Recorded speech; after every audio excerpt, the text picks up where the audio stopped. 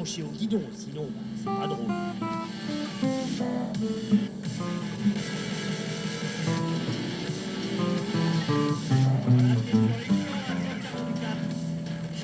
C'est un moto GP à chaque feu rouge. Ils sont malades. Honnêtement.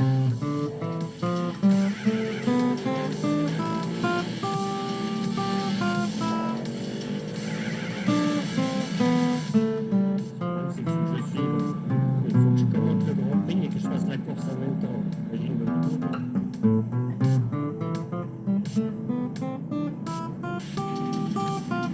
Direction c'est le garage de Moscou. En fait, un bar donnant sur un atelier de préparation, essentiellement axé au milieu éducatif.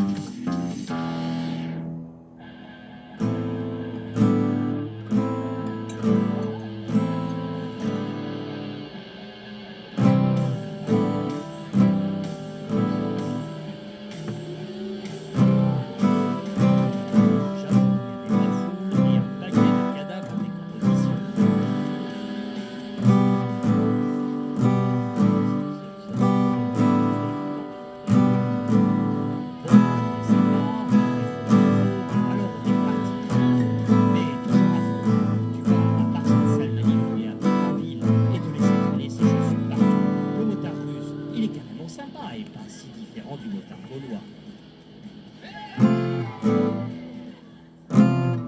Pour ma santé personnelle, au lendemain de cette soirée, j'ai quand même tenu à mettre rapidement et enfin les voiles vers Vladivostok. Ce café, Vladivostok, baigné par la mer de géant, berceau de la flotte russe du Pacifique. À sa sortie, prudent, tendu, voire même un peu inquiet à Moscou, j'ai fait connaissance avec le mode de conduite plutôt libéré. 2, 3, 4, 5 ou 6 de front, il n'y a pas de règle. L'essentiel est de pouvoir jusqu'à ce que ça ne passe pas. Et effectivement, parfois, ça ne passe pas. Je savais que sur ces 3500 premiers kilomètres, la route allait être très monotone. Alors j'ai roulé des heures et des heures, sans trop me poser de questions. Sûr, et parfois à côté de la route, histoire de me changer les idées. Parfois, j'ai joué avec le GPS pour constater qu'en plus de mes 12 heures de route, j'allais aussi prendre 2 heures de décalage horaire dans la vue, m'obligeant à finir de nuit. Je me suis fixé des challenges débiles, du genre couvrir 500 km d'affilée sans descendre de la moto.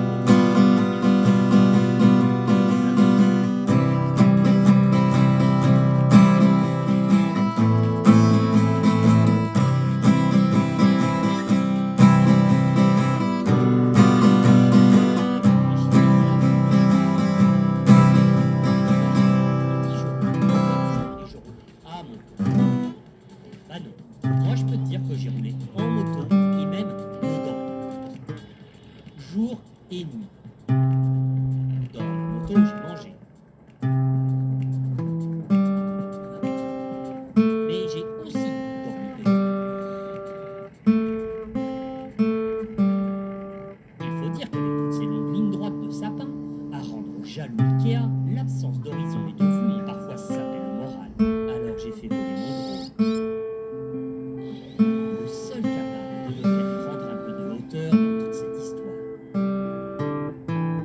De me faire réaliser que j'avais la chance de traverser la Sibérie.